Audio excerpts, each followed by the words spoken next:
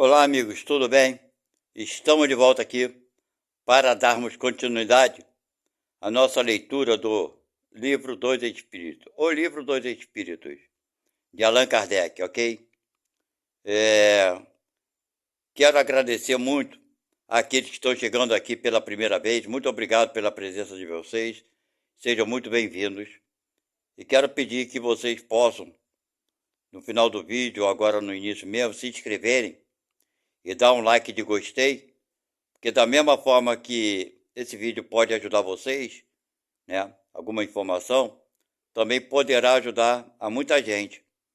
E peço que vocês compartilhem também com as pessoas que vocês conhecem, porque isso vai fortalecer o nosso canal, atingir o maior número de pessoas possível, porque esse é o nosso objetivo, ok?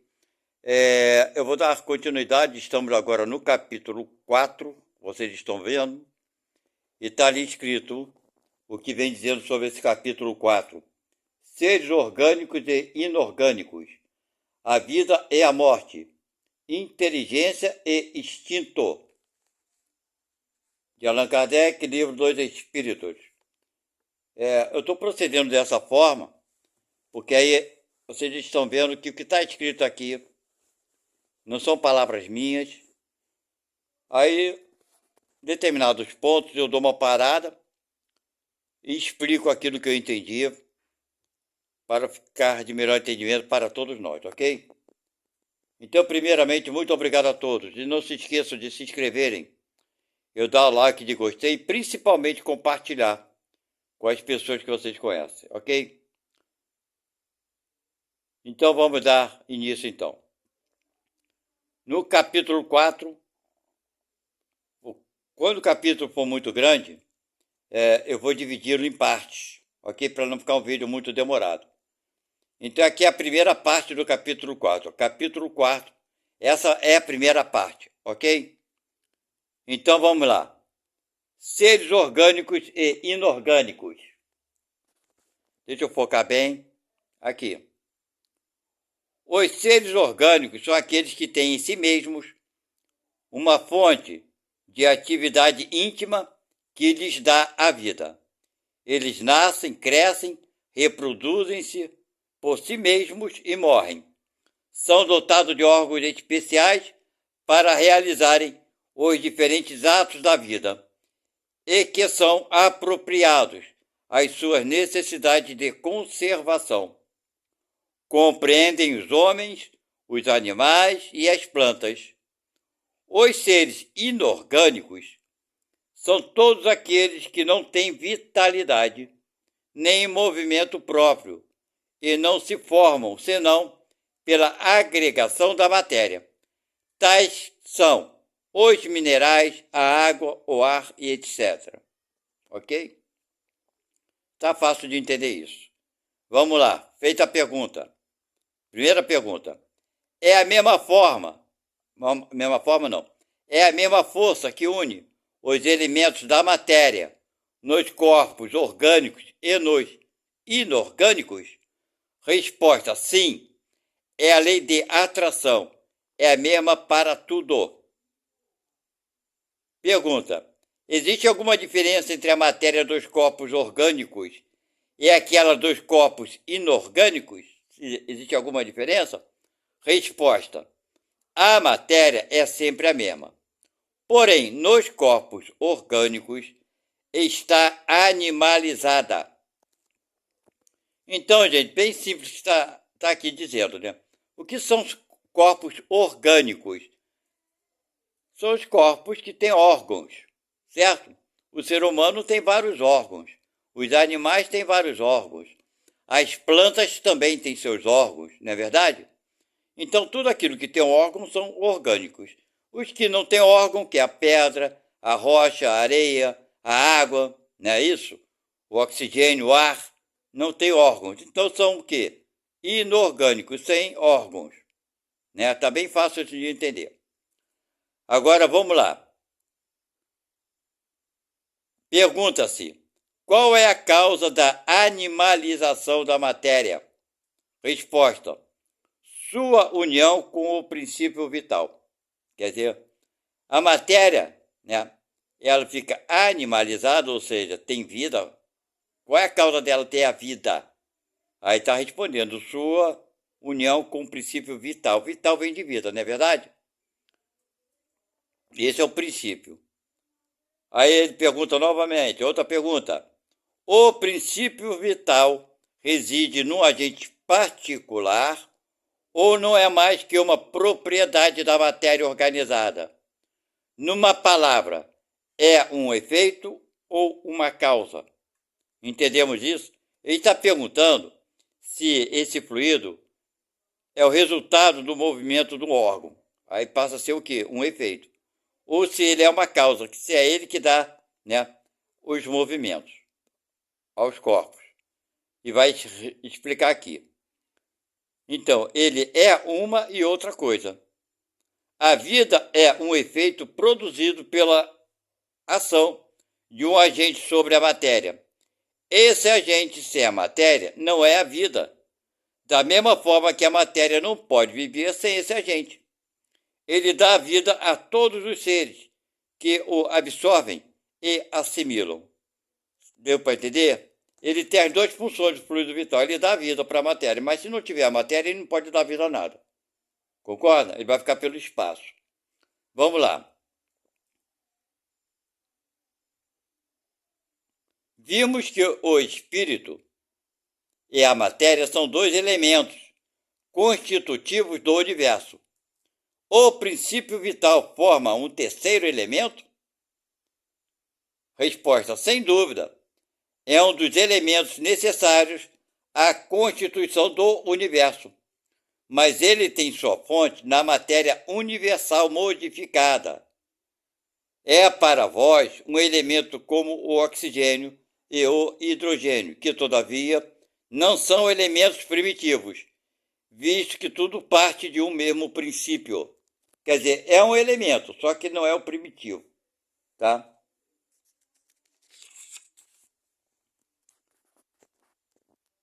Vamos lá.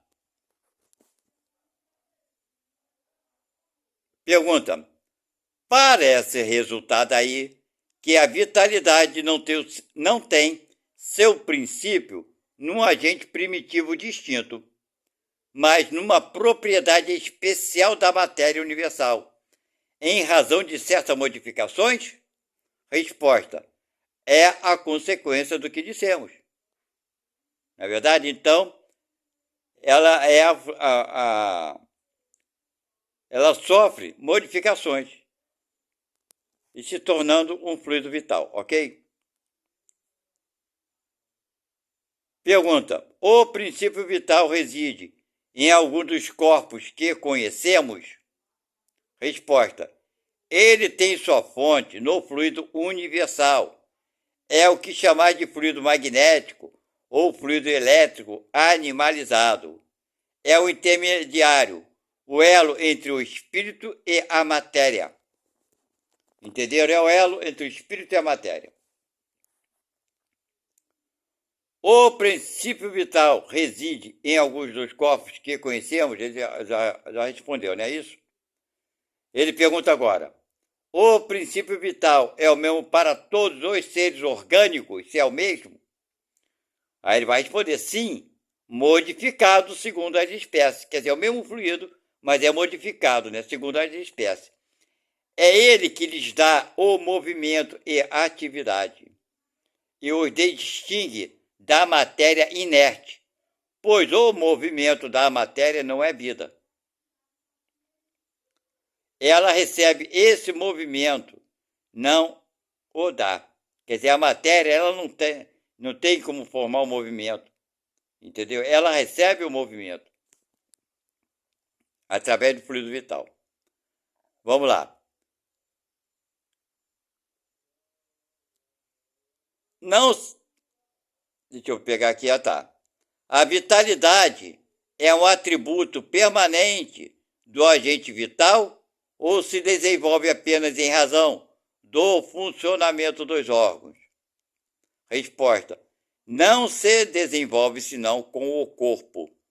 Não dissemos que esse agente, sem a matéria, não é a vida?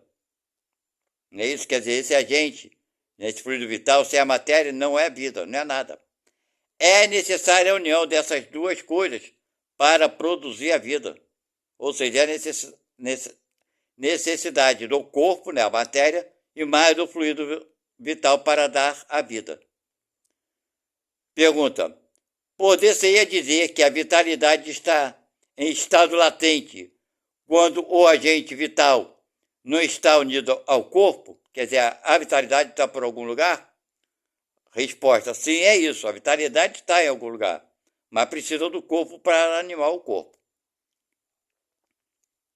Ele complementa aqui: o conjunto dos órgãos constitui uma espécie de mecanismo que recebe estímulo da atividade íntima ou princípio vital que existe neles. O princípio vital é a força motriz dos corpos orgânicos. Ao mesmo tempo que o agente vital estimula os órgãos, a ação dos órgãos entretém e desenvolve a atividade do agente vital. Aproximadamente, como se dá com o atrito, que desenvolve o calor. Agora vai falar sobre a vida e a morte. Qual a causa da morte entre os seres orgânicos? Né? O que causa a morte dos seres? Uma morte natural, lógico, né, gente? Não vamos partir daqui das doenças e dos assassinatos, dos acidentes, etc. Morte natural, tá? Qual a causa da morte entre os seres orgânicos? Por que morremos? A resposta: o esgotamento dos órgãos. Na velhice, os órgãos estão cansados, estão aí esgotados. Pergunta: poder-se-ia comparar a morte à cessação do movimento de determinada máquina desorganizada? É uma comparação que ele está fazendo. Resposta: sim. Se a máquina está mal montada, a atividade cessa. Se o corpo adoece, a vida se extingue. Entendeu? Agora já está falando no caso da morte por doenças. Por que uma lesão do coração, de preferência que a dos outros órgãos, causa a morte? Resposta: o coração é a máquina da vida, mas o coração não é o único órgão em que a lesão causa a morte. Não é mais que uma das peças essenciais. Quer dizer, não é só o coração que causa a morte, não. Também outros órgãos, se parar de funcionar, a pessoa morre, né? Em que resultam a matéria e o princípio vital dos seres orgânicos quando estes morrem? Quer dizer, depois que o corpo morre, o que resulta do fluido vital? Resposta: a matéria inerte se decompõe e toma nova forma. O princípio vital retorna à massa de onde ele veio, claro, evidente. Meus irmãos, eu queria dar um parecer aqui, abrir uns parênteses, porque no capítulo anterior, estamos no capítulo 4, no capítulo 3, nós falamos, aqui Kardec fala bastante sobre a formação dos mundos e tudo mais, ok? Só que tem um detalhe, sobre muitas coisas que ele falou aqui, isso foi falado, foi escrito em 1860, 64, por aí. Tem 140, 160 e poucos anos, não é verdade? Naquela época, a ciência estava pouco desenvolvida.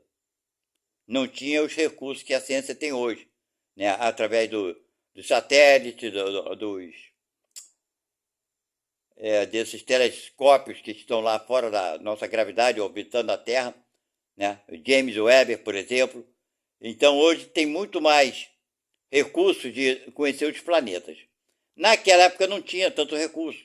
Ficava tudo assim, suposições. Então, as perguntas que foram feitas naquela época, a ciência não tinha como responder nada, porque ela estava muito atrasada naquela época. As perguntas que foram feitas sobre determinados planetas, os espíritos aqui responderam. Seria muito interessante vocês comparar aquilo que os espíritos falaram há quase 170 anos, né, 160 e poucos anos atrás, sobre os planetas, a formação dos mundos, né, como é a composição de cada planeta, né, que minha explicação que hoje a ciência comprova tudo aquilo que os espíritos falaram há 160 anos atrás. Ok? Na época era uma novidade. Hoje, porém, já não é. Estou trazendo essa informação para vocês, aqui pelo meio do caminho, que é muito interessante ressaltar isso, para vocês verem a veracidade dos assuntos aqui que foram abordados, né? Na época, há 160 anos atrás. Os espíritos o que falaram é exatamente o que a ciência comprova hoje. Só que naquela época não tinha meio como comprovar tudo aquilo que os espíritos falaram, né? Então foi tudo comprovado, que os planetas são diferentes, suas composições são diferentes. Só que naquela época ninguém sabia, não imaginava como seriam esses planetas. Todo mundo provavelmente tinha suas ideias, pensamentos, né? Que imaginavam que os planetas seriam iguais, ou completamente não seriam só estrelas. Só que tudo aquilo que os espíritos falaram há 160 anos, hoje está provando tudo isso, ok? Então vamos lá, fecha parênteses e vamos continuar com o nosso estudo. Então vamos lá. Ele respondeu aqui. A matéria inerte, quando o corpo morre, né? O que acontece com a matéria e com o fluido vital? Bem, a massa se decompõe, né? Todo mundo sabe disso. E o fluido vital volta à sua massa, retorna à sua massa. Aí ele vem dando explicação mais profunda. Morrendo o ser orgânico, os elementos que o compõem experimentam novas combinações que formam novos seres, os quais tiram da fonte universal o princípio da vida e da atividade. O absorvem e assimilam para devolvê-lo à mesma fonte quando deixarem de existir. Os órgãos estão, por assim dizer, impregnados de fluido vital. Esse fluido dá a todas as partes do organismo uma vitalidade que as une em certas lesões e restabelece as funções momentaneamente suspensas. Mas quando os elementos essenciais ao funcionamento dos órgãos estão destruídos ou muitos profundamente alterados, o fluido vital é impotente para lhes transmitir o movimento da vida e o ser morre. Entenderam isso? Quer dizer, o fluido vital é para restabelecer os órgãos. Mas se o órgão estiver muito ruim, para lá de Bagdá, ele não tem força o suficiente e a pessoa morre, né? Não tem força suficiente para restabelecer a saúde. Vamos lá. Os órgãos reagem mais ou menos necessariamente uns sobre os outros. É da harmonia do seu conjunto que resulta a sua ação recíproca. Quando uma causa qualquer destrói essa harmonia, suas funções cessam, como o movimento de um mecanismo cujas peças principais estão desarranjadas. Tal um relógio que se desgasta com o tempo ou se desconjunta por acidente, no qual a força motriz fica impotente para pô-lo em movimento. Então ele fez uma comparação aqui com o relógio, né? Tem várias peças. Uma peça quebra, as outras peças ficam sem condição de colocá-la em movimento, porque uma depende da outra, ok? Então vamos lá. Temos uma imagem mais exata da vida e da morte num aparelho elétrico. Esse aparelho recolhe eletricidade, como todos os corpos da natureza, em estado latente. Os fenômenos elétricos só se manifestam quando o fluido é posto em movimento por uma causa especial. Nesse caso, poder-se-ia dizer que o aparelho está vivo. Cessando a causa da atividade, o fenômeno cessa, quer dizer, acabou a eletricidade, o movimento para. O aparelho volta ao estado de inércia, né? Acabou a eletricidade, ficou sem luz.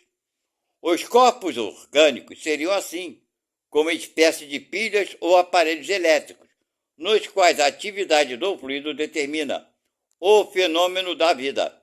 A cessação dessa atividade produz a morte. Bem, aqui já está falando, não em casos de doença, numa morte natural. Quando esse fluido vital, né, que existe dentro de nós, no nosso organismo, dentro do corpo, ele acaba, os órgãos param de funcionar naturalmente. Isso é uma morte natural. Então vem a morte natural. Ok? Não é uma coisa. Agora ele está explicando como uma morte natural, não através de uma doença. Ele falou antes da doença, né? Quando o órgão está ruim, às vezes pode ser difícil o restabelecimento e a pessoa morre. E aqui está falando de outra forma, uma morte natural. Quando o fluido acaba, os órgãos param de funcionar. Como ele deu exemplo aqui da eletricidade. Um aparelho elétrico está funcionando. Se você desligar a tomada, ele para de funcionar. A eletricidade é o quê? É o fluido que movimenta o aparelho elétrico. Entendemos isso? Então, o fluido vital nosso, acabando, a gente desencarna. Ok? Vamos dar aqui continuidade que ele vem falando. A quantidade de fluido vital não é fator absoluto para todos os seres orgânicos. Deu para entender? A quantidade varia de acordo com cada tipo de animal, certo? Seja um animal racional e não racional. E varia segundo as espécies e não é fator constante, seja no mesmo indivíduo, seja nos indivíduos da mesma espécie. Quem está falando é fator constante. Por exemplo, nem todos os seres humanos, nós seres humanos, trazemos, quando nascemos, a mesma quantidade de fluido vital. Né? Nem todos os cachorros trazem a mesma quantidade de fluido vital. É variável. Essa quantidade é muito variável. Ok? Principalmente nos seres humanos, porque tem umas outras coisas que envolvem o motivo de vir com muita quantidade ou pouca quantidade de fluido vital. Que vocês vão entender mais tarde o motivo pelo qual alguns seres humanos vêm com maior quantidade e outros vêm com menores, ok? Então é isso que ele fala aqui. Ele vem falando, cessando a causa da atividade, o fenômeno cessa. O aparelho volta em estado de inércia, falando aqui da eletricidade, ok?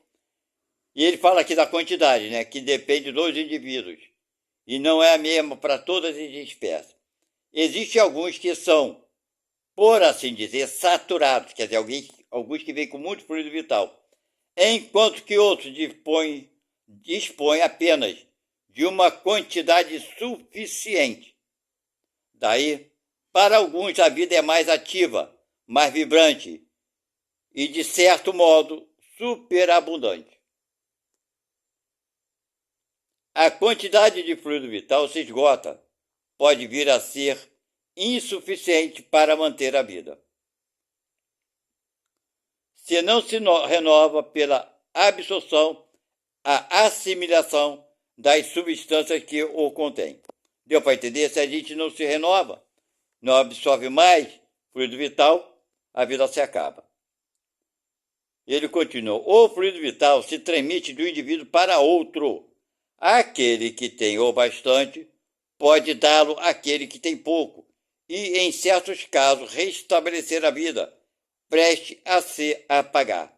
Então aqui eu botei aqui uma interrogação, milagres, quer dizer, o passe, né, que tem médios, que são médios de cura. Eles dão passe e curam as pessoas. Por que eles curam? Porque essa quantidade de fluido vital neles é abundante. Ok? Então ele pode doar sem prejuízo nenhum para ele.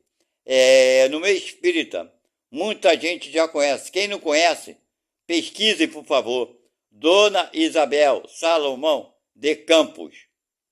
Ela é uma médium de Minas Gerais, especificamente, do estado de Juiz de Fora.